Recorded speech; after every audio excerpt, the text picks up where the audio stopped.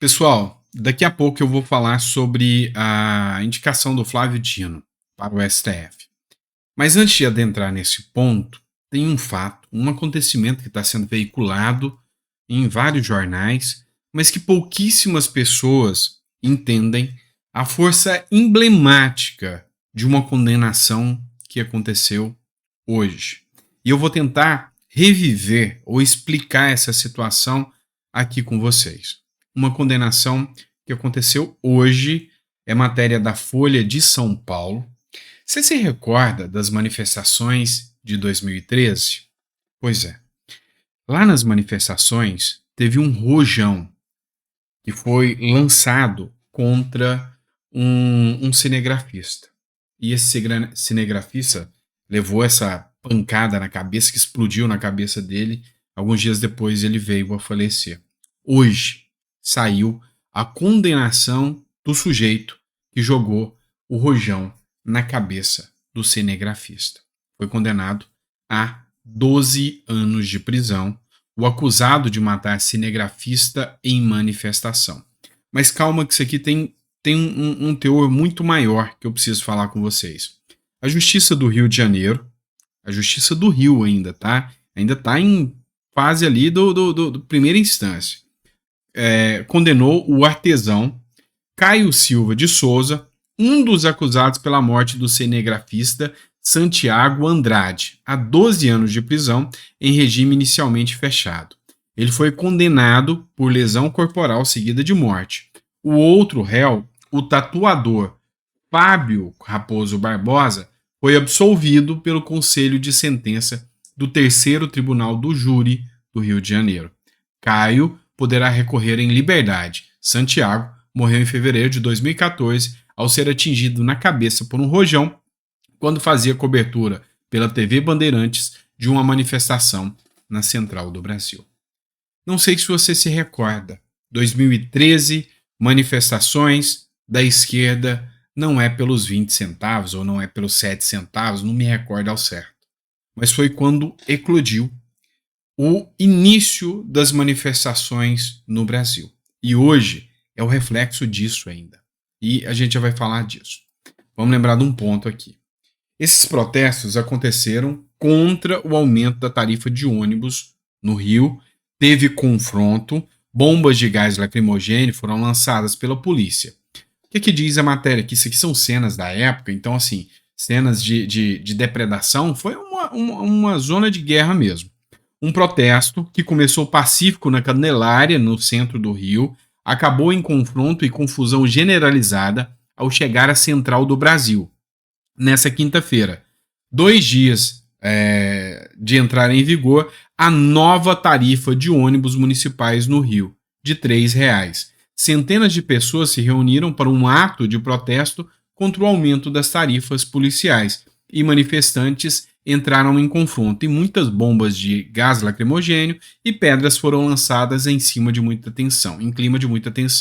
O confronto teve início no horário de volta para casa de quem trabalha no centro, com a Central do Brasil lotada. Houve muita correria, até jornalistas que realizavam a cobertura do protesto foram agredidos. Um cinegrafista da Band foi ferido na cabeça na confusão, como mostrou a Globo News. Foi encaminhado para o hospital, pouco tempo depois faleceu, depois dessa matéria. O que aconteceu em 2013? O que aconteceu com essas manifestações? Eu vou pegar uma matéria do Congresso em Foco aqui, lá da época ainda, que diz o seguinte, essa matéria é recente e diz junho de 2013 e os fantasmas da esquerda brasileira. Vamos tentar relembrar? Começou aquele movimento, um movimento de esquerda. Não é pelos 20 centavos, sei lá. E aí a esquerda começou a se manifestar, questionando o aumento da tarifa de ônibus no Rio de Janeiro. E as pessoas foram para as ruas. E aí são aqueles grupos convencionais da esquerda. Os militantes, a galera do PSOL, a galera do PT foi para manifestar contra os 20 centavos.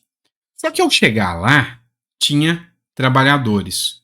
Trabalhadores que estavam na fila, esperando para voltar, Central do Brasil lotada. E aí o trabalhador tende a não ser de esquerda e não ser um militante. Ele é só um cara que quer trabalhar. E aí, como as manifestações começaram e atingiam diretamente os trabalhadores, esses trabalhadores acenderam um sinal de alerta. Pois é, nós temos que nos manifestar mesmo. Espera aí, estão me prejudicando. Mas quem está me prejudicando? O governo. Quem é o governo? É a esquerda. Dentro dessas manifestações que eclodiram em 2013, inicia-se uma saída do sistema militante da esquerda e começa a nascer o movimento de direita. E aí surge a turma do Vem Pra Rua, pouco depois surge o MBL, e aí surgem outros movimentos que começaram a fazer com que a direita nascesse ali. Então, foi marcante. E aí, hoje, 10 anos depois, aconteceu o 8 de janeiro, com pessoas que 10 anos depois quebraram prédios públicos e já foram condenadas a 17 anos de prisão.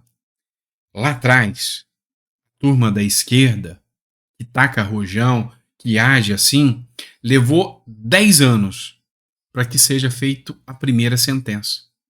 E a sentença é de 12 anos. Ou seja, se você estruturar aqui, um tatuador que estava junto foi absolvido. O outro condenado a 12 anos, depois de 10 anos. E ainda tem a chance de recorrer, o que pode levar fácil até chegar ao STF, mais 10, 15 anos.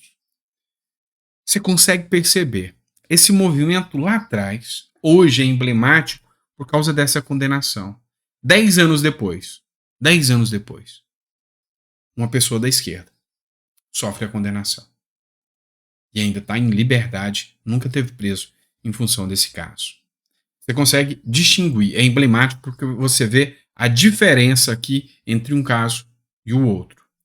E é por isso que eu quis discutir com vocês. Ou seja, ali começou a revolução da direita no Brasil. E hoje você vê a supressão, a tentativa desenfreada e maluca do sistema de abafar aquilo que começou lá, como colocando 2 pesos e 2 medidas e atacando a direita no Brasil. É assim que funciona, tá? Beleza, vamos agora falar sabatina de Flávio Dino. Foi um verdadeiro jogo de compadres, né? Eu cantei a pedra para vocês, vocês sabiam o que ia acontecer, eu já tinha dito para vocês. A Renata Barreto, ela fez essa publicação, essa talvez foi a foto, ou foram as fotos, mais emblemáticas da sabatina, tá? Dentro da CCJ ainda. O Sérgio Moro, com um sentimento amistosíssimo, como diria o Chaves, com o ministro da Justiça, Flávio Dino. Em sua defesa, o Moro se manifestou. Ele falou, olha, eu não vou estar aqui como um radical, eu não vou polarizar. Tá, mas você não precisa polarizar. Agora, convenhamos entre nós, o assunto é muito sério. Você não precisa de tantos afagos assim. Pegou mal. E aí, em vez de criticar o Flávio Dino, que é o que o seu eleitor esperava, você criticou o seu eleitor. Mostra que como político você está sendo talvez um bom juiz. Dino e Moro abraçaram e riem durante a sabatina no Senado. E aí, aqui, o que foi dito foi brincadeiras que eles fizeram, matéria da CNN. Não me agradou nem um pouco. E aí tem uma matéria aqui da Folha de São Paulo que diz o seguinte: o Sérgio Moro poupou o Flávio Dino, mas criticou quem o indicou e também criticou a falta de mulheres. Sabatina na CCJ, colega de Flávio Dino como juiz federal, Sérgio Moro disse que tinha problema apenas com quem o indicou, sem citar o nome de Lula. O senador poupou o ministro da Justiça de críticas, mas lembrou que o presidente deixou de indicar uma mulher para a vaga de Rosa Weber. Se você tivesse assistido, ou se você assistiu, as falas do Moro foram afagos e mais afagos em relação ao Flávio Dino. E aí, você tem pesos, você tem uma ponderação. Sérgio Moro não declarou seu voto, não foi crítico, o que se esperava que tivesse sido feito. Assim como o Rogério Marinho fez, assim como o Marcos Rogério fez, assim como outros fizeram. Sérgio Moro não. E me desculpe, eu tenho certeza absoluta que a população do Paraná inteira que votou com o Sérgio Moro, nesse momento está decepcionado com o Sérgio Moro. Muito decepcionado com o Sérgio Moro. Eu mesmo sempre elogiei o Sérgio Moro aqui e digo para vocês, eu sinceramente não me senti nem um pouco afagável com essa situação que aconteceu. Mas garanto uma coisa para vocês. Tem uma ação do PL que pede a cassação do Sérgio Moro. E muitas pessoas defendiam que isso não acontecesse. Garanto para vocês que Sérgio Moro agora nem o apoio popular ele tem mais para se defender dessas ações que pairam no TSE. Talvez ele ganhou aqui, com esse afago ao Flávio Dino, o apoio do judiciário. Ou seja, não importa o povo. Nessa democracia, o que importa são os tribunais. Talvez ele acabou de conseguir aqui a garantia de que se vai permanecer no Senado. Se vai continuar depois de 8 anos, não sei. Mas não se sabe aqui ao certo o que aconteceu nesses afagos aqui em relação ao Flávio Dino. Trocou farpas, pelo menos em tese, um inimigo declarado politicamente. Aqui não foi nada do que a gente viu. Só um jogo de cavalheiros e de compadres aqui.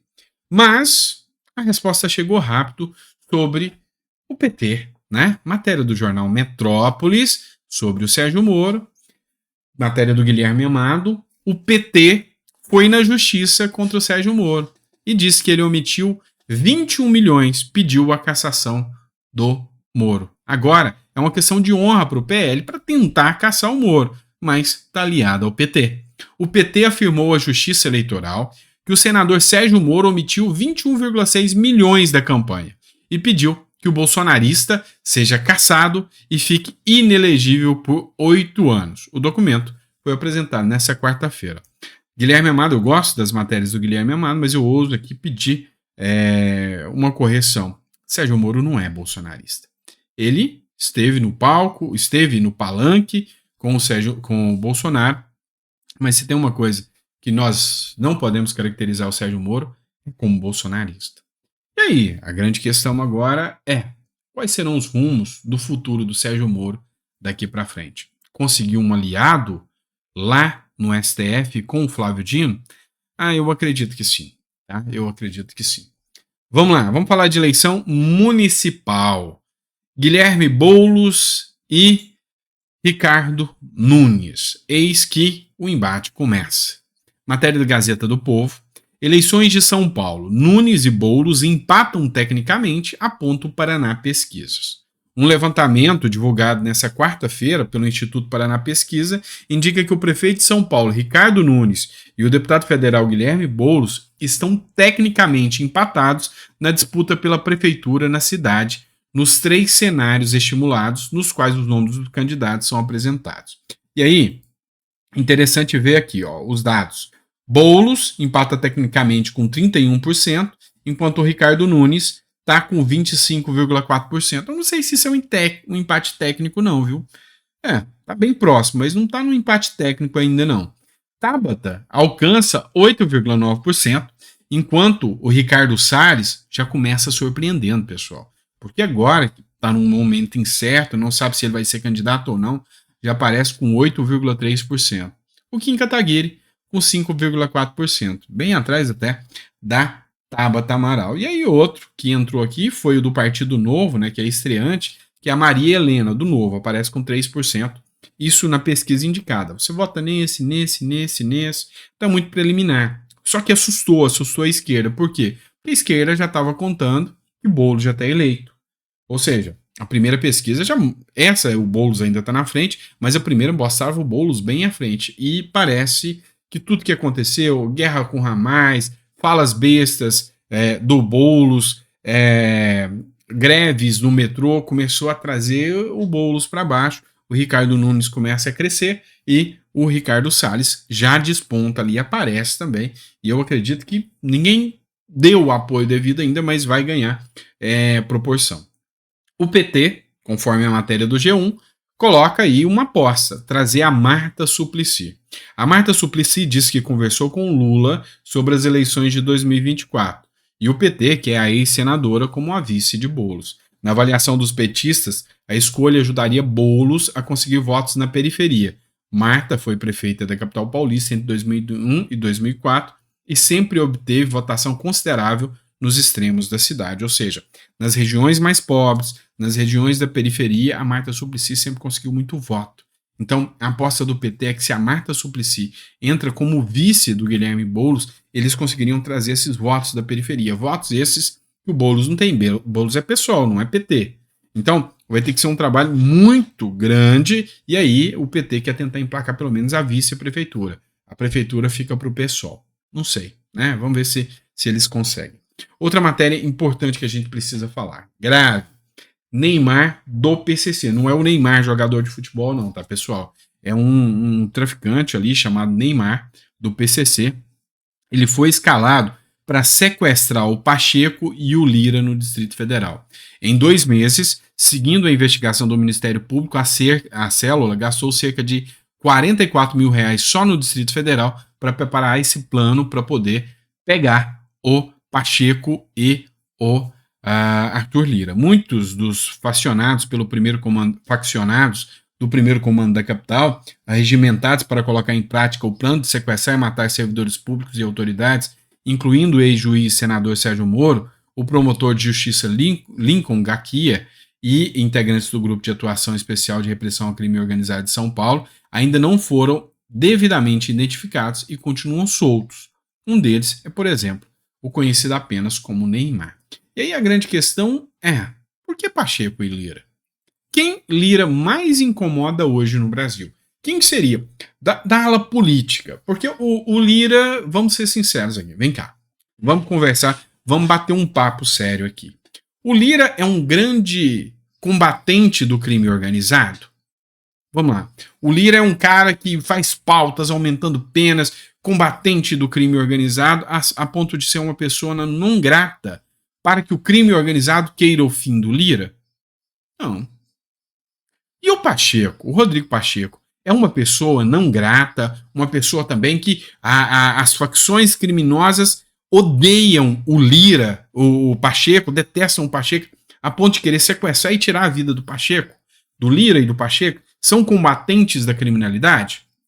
Porque se você falar do Bolsonaro, se você falar de outros parlamentares, Sargento Farrua, eu me calo. Não, tá certo, o PCC quer pegar esses aí mesmo. Agora, Lira e Pacheco não faz sentido uma facção criminosa querer tirar a vida desses dois. A não ser que essa facção criminosa esteja devendo favores a facções políticas. Facções políticas que são amplamente incomodadas pelo Lira e pelo Pacheco. Quais seriam essas facções políticas? Quem teria um certo diálogo que poderia incomodar tanto e que essas facções a ponto de querer pegar Lira e Pacheco? Algo não soa bem nessa história. Ou vocês não percebem que tem um tom ali de máfia, daquela máfia italiana, bem do estilo daquele que a gente vê em filme, aqueles filmes de gangster. A política brasileira hoje é coisa de gangster, meu irmão. Entendeu? Então, vamos ver se você pega o fio aqui e a linha de raciocínio comigo. Eu tenho Lira e Pacheco. Não tem por que facções criminosas serem inimigas do Lira e do Pacheco. Mas o Lira e Pacheco têm muitos inimigos na política. Quem queria o fim deles? Queima de arquivo? O que é? Quem quer o fim dos dois? Pois é. A investigação está sendo feita e o Neymar, nessa aí, não conseguiu fazer o drible, né? Bora lá, outra matéria do R7. Efraim Filho deu a seguinte declaração: temos votos para derrubar, afirma autor do projeto sobre o veto da desoneração da Folha. Pois é, Lula com vitória em relação a Flávio Dino, mas pode sofrer uma derrota com relação à desoneração da Folha, é perda de dinheiro, mas ele vai inventar uma outra forma de ganhar mais dinheiro, de conquistar mais dinheiro do pagador de impostos. O senador Efraim Filho, do União Brasil, autor do projeto que prorroga a desoneração da folha de pagamento até 2027, afirmou que nesta quarta-feira que os parlamentares já têm os votos necessários para a derrubada do veto integral do presidente Lula à desoneração da folha de pagamento. E aí que tem que dar o mérito para o Efraim, que foi quem correu atrás dessa votação, correu atrás de tudo isso aí de assinaturas e de apoios para poder fazer a derrubada do veto. Vamos falar de outro ponto importante. Lembra dos atos de vandalismo que aconteceram lá na Lesp? Não foi 8 de janeiro, não, foi igual. Mas foi lá na Lesp, onde atacaram um policial, tentaram quebrar os vidros? Pois é. Hoje mostrou aí total incoerência da justiça brasileira, que soltou esse grupo responsável por vandalismo na Assembleia de São Paulo. 2 pesos e 2 medidas, né? O desembargador Otávio de Almeida Toledo, do Tribunal de Justiça de São Paulo, concedeu um habeas corpus aos 2 últimos manifestantes que tinham sido presos por atos de vandalismo na Assembleia Legislativa de São Paulo, a Lesp, durante a votação da autorização para a privatização da Companhia de Saneamento Básico do Estado de São Paulo. O que aconteceu? Ia votar a privatização da Sabesp. Um grupo de um partido aí que eu nunca tinha visto falar isso na minha vida, chama UP.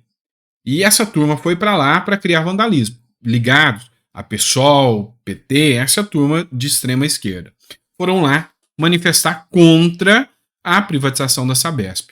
Num determinado momento, começaram a tentar quebrar o vidro e partir para cima dos deputados, impedindo assim a votação dos deputados. E se o vidro tivesse quebrado, a sorte é que o vidro era muito resistente e não quebrou, se o vidro tivesse quebrado, tinha acontecido tragédia ali dentro. Acontece que os policiais reagiram, um cara desses que acaba de ser solto hoje, tá com um extintor na cabeça de um policial, para mim é uma clara tentativa de homicídio, mas 4 foram presos. 2 liberados no mesmo dia mediante fiança, de um salário mínimo.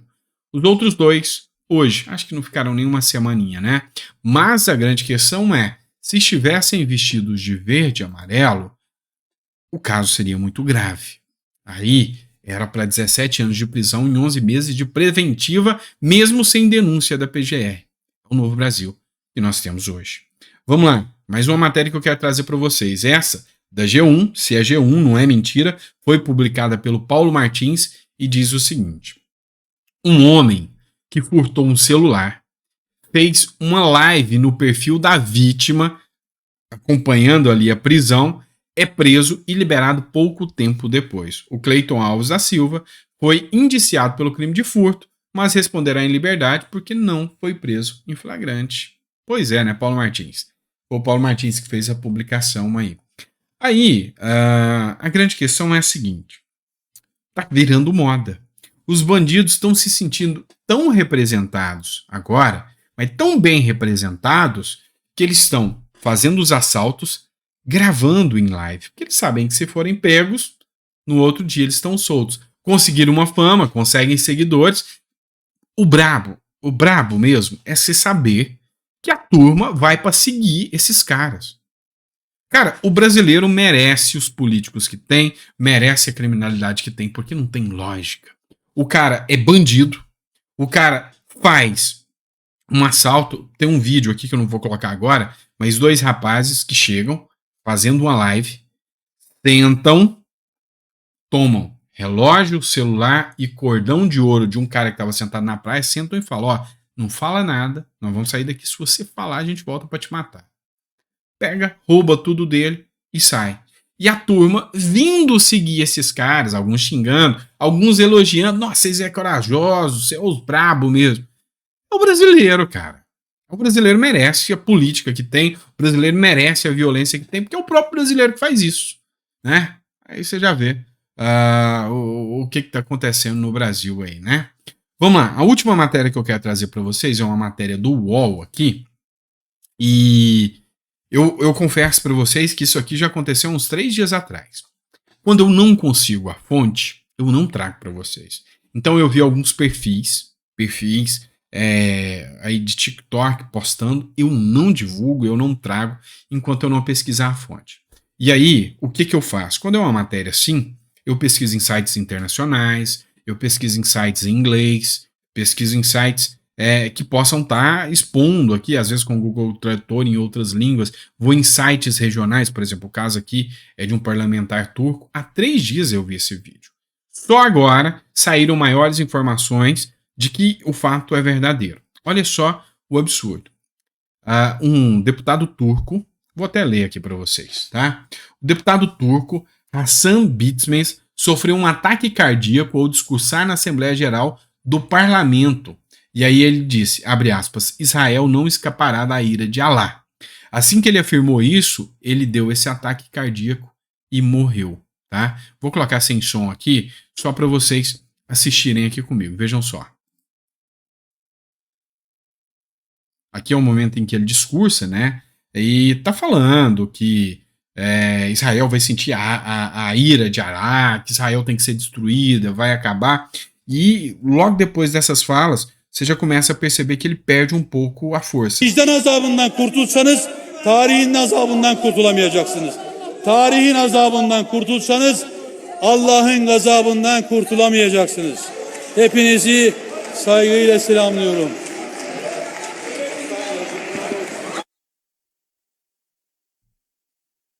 Birleşime 20 dakika ara veriyorum.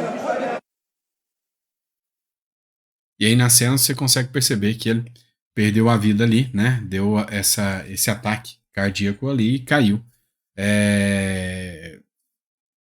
Na verdade, ele está em estado de saúde extremamente crítico e grave, não chegou a perder a vida. Tanto é que a matéria que eu vi tinha falado que ele tinha morrido ali na hora, não aconteceu. Mas assim, sabe, para quem acredita muito, como eu acredito, sabe, nos desígnios de Deus, em tudo isso, tem coisas que você não brinca, tá? Tem coisas que você não brinca. E aí, sei lá, tem um simbolismo muito grande isso que aconteceu com esse deputado. Pelo menos é a minha visão, tá certo? É isso, pessoal. Obrigado, espero que vocês tenham gostado do nosso editorial. A gente volta amanhã de manhã com mais conteúdo para vocês. Um grande abraço.